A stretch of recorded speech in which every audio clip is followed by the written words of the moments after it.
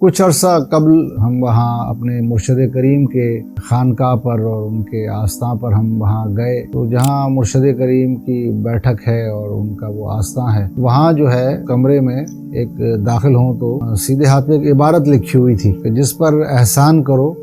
اس کے شر سے بچو۔ تو ہمارے ساتھ ہمارے بڑے بیٹے وہ ساتھ تھے، وہ گئے۔ تو جب باہر ہم آئے تو انہوں نے مجھ سے پوچھا کہ یہ جو عبارت لکھی ہوئی تھی کہ ایسا تو نہیں کہ کاتب جو ہے اس سے کوئی غلطی ہو گئی ہو کتابت کے دوران یا اس لکھنے کے دوران اور یہ جملہ غلطی سے لکھا گیا ہو؟ ایسا عموماً ہونا تو نہیں چاہیے، یہ جو لکھا ہوا ہے کہ جس پر احسان کرو اس کے شر سے بچو۔ اور چونکہ یہ جو قول ہے اور یہ جو فرمان ہے اس کی نسبت مولا علی شیر خدا رضی اللہ تعالیٰ عنہ کی طرف ہے، تو اس لیے پھر اس پہ غور و خوض بھی شروع کیا کہ جب آپ جو ہے وہ ایک علم و حکمت کا بیش بہا خزانہ ہیں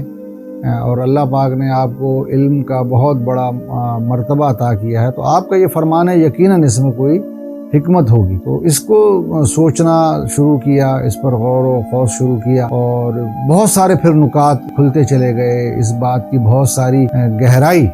آشکار ہوتی چلی گئی۔ ہم زندگی میں یہ دیکھتے ہیں کہ اکثر لوگ یہ گلہ کرتے ہیں، یہ شکوہ کرتے ہیں کہ اس شخص کے ساتھ تو میں نے بڑی بھلائی کی، لیکن اس نے جواب میں میرے ساتھ بھلائی کرنے کے بجائے مجھے بہت زیادہ نقصان پہنچایا۔ آفیسز کے لوگ ہوتے ہیں، دفاتر وغیرہ کے، وہ بتاتے ہیں کہ اس شخص کو میں نے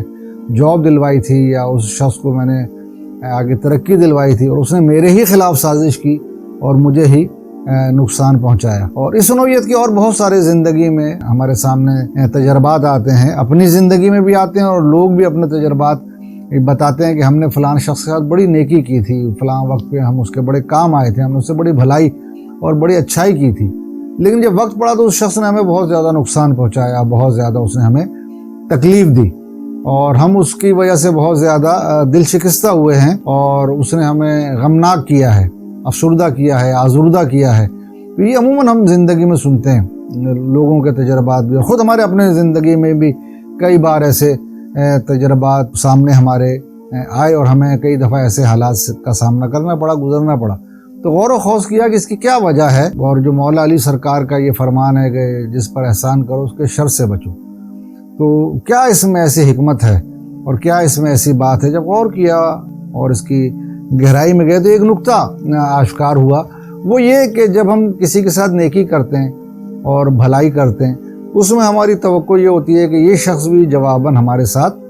نیکی ہی کرے گا اور ہمارے ساتھ بھلائی ہی کرے گا، اور جو اس کے ساتھ ہم نے کسی وقت میں احسان کیا ہے یہ اس کا بدلہ جو ہے وہ احسان سے ہی ہمیں دے گا، اور اسی ہم جو ہے ایک امید پہ بھی رہتے ہیں، اسی آس پہ بھی رہتے ہیں اور اسی طرح سے یہ زندگی رواں دواں رہتی ہے۔ لیکن جب بھی کبھی وقت پڑتا ہے تو پھر ہمیں پتہ چلتا ہے کہ یہ تو بالکل اس کے برعکس ہو گیا۔ تو بات یہ ہے کہ جب ہم کسی شخص کے ساتھ نیکی کرتے ہیں تو ہماری توقع اس شخص سے وابستہ ہو جاتی ہے کہ یہ اس نیکی کے جواب میں ہمارے ساتھ نیکی کا ہی برتاؤ کرے گا، یعنی صلہ جو نیکی کا ہے وہ ہم اس شخص سے چاہ رہے ہوتے ہیں کہ یہ شخص بھی نیکی کے بدلے میں ہم سے نیکی کرے گا، تو صلہ ہم اس شخص سے چاہ رہے ہوتے ہیں، اور یہی ہماری سوچ کا زاویہ غلط ہو رہا ہوتا ہے، اور اللہ پاک شاید اس سوچ کے زاویے کو درست کرنے کے لیے اسی شخص کے ذریعے ہمیں ایک ایسا غضب اور ایسا نقصان پہنچاتا ہے کہ ہم کہتے ہیں یہ کیا ہو گیا۔ دراصل بات یہ ہے کہ جب ہم کسی شخص کے ساتھ بھلائی کریں، کسی شخص کے ساتھ کوئی کار خیر انجام دیں، کوئی نیکی کریں، کسی کے ساتھ کبھی کوئی وقت پڑے تو احسان کا برتاؤ اگر کریں، تو وہ نیکی ہمیں خالص اللہ کی خاطر کرنی چاہیے، اللہ کی رضا کی خاطر کرنا چاہیے۔ اس نیک کام میں ہمارا مقصود رضا الہی ہو، اور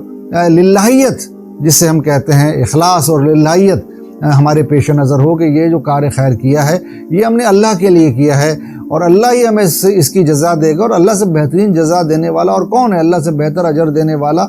اور کون ہے؟ تو ہم اس وقت اپنے زاویہ نگاہ کو کیونکہ اللہ سے ہٹا کر اس بندے پر مرکوز کر لیتے ہیں جو نیکی کی ہوتی ہے، وہ ہم نے اللہ کی رضا کی خاطر نہیں کی ہوتی، اور جو بھی کار خیر ہم نے انجام دیا ہوتا ہے اس کی جزا ہم اللہ سے نہیں چاہ رہے ہوتے، اس بندے سے چاہ رہے ہوتے ہیں، تو اللہ پاک پھر اسی بندے کے ذریعے ہمیں ایک چوٹ لگا دیتا ہے اور ایک زخم لگا دیتا ہے، اور ایسی ایک صورتحال میں ہمیں مبتلا کرتا ہے کہ یہ کیا، اس سے ہمیں اس بات کی توقع نہیں تھی۔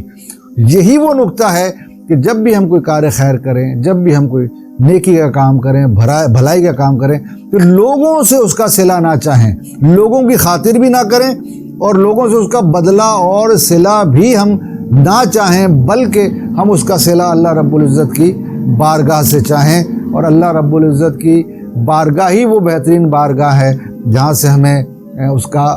صلہ ملے گا اور بہترین ملے گا، اور یقیناً اس دنیا میں بھی ملے گا، یہاں بھی ملے گا، اور آخرت میں بہت زیادہ بڑھ کر ہمیں اس کا صلہ ملے گا۔ کسی شاعر نے کیا خوب بات کہی تھی کہ بات چلی تو نیل گگن سے، توڑے تارے لوگوں نے، اور کام پڑا تو جان چھڑا لی جان سے پیارے لوگوں نے۔ تو یہ ہم زندگی میں عموماً دیکھتے آئیں، اور بڑی تکلیف دہ بہرحال یہ صورتحال ہوتی ہے، اور بہت زیادہ آپ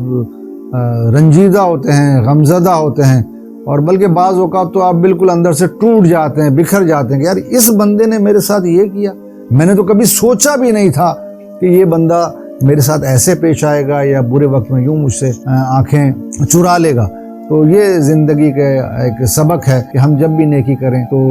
اللہ کی رضا کی خاطر کریں، اور اللہ ہی سے اس کا صلہ چاہیں، اور اللہ ہی سے اس کا بدلہ چاہیں۔ جب ہماری نیت میں یہ اخلاص اور یہ للہیت پیدا ہو جائے گی، اور ہماری اس نیکی کا رخ اللہ رب العزت کی رضا کی طرف ہو جائے گا، تو اللہ بہترین اجر بھی دے گا اور بہترین جزا بھی دے گا۔ اور لوگوں کے ہاتھوں جو ہم ٹوٹ جاتے ہیں، لوگوں کے ہاتھوں جو ہم رنجیدہ اور غمزدہ ہوتے ہیں اور جو بکھر جاتے ہیں، تو اس صورتحال کا ہمیں سامنا نہیں کرنا پڑے گا۔ تو جب بھی نیکی کریں تو اللہ کی خاطر کریں، اللہ کی رضا کی خاطر کریں، اس کی خوشنودی کی خاطر کریں، اور اللہ ہی سے بھلائی کی اور خیر کی ہمیشہ طلب رکھیں، اور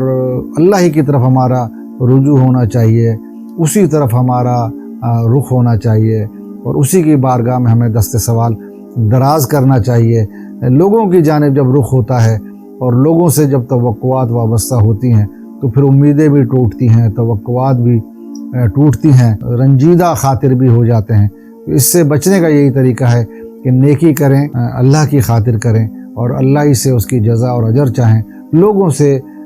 جزا اور اجر کی توقع پر نیکی نہ انجام دیں، لوگوں کی خاطر نہ کریں، اللہ کی خاطر کریں۔ جب اللہ کی خاطر کریں گے تو اللہ بہت سارا اور بہت اچھا اور بہت بہترین اجر عطا فرمائے گا۔ اللہ پاک ہمیشہ آپ کو خوشحال رکھے، شاد آباد رکھے، آپ کی توفیقات خیر میں اضافہ فرمائے، فلاح دارین عطا فرمائے، فوز عظیم عطا فرمائے۔ السلام علیکم ورحمۃ اللہ وبرکاتہ۔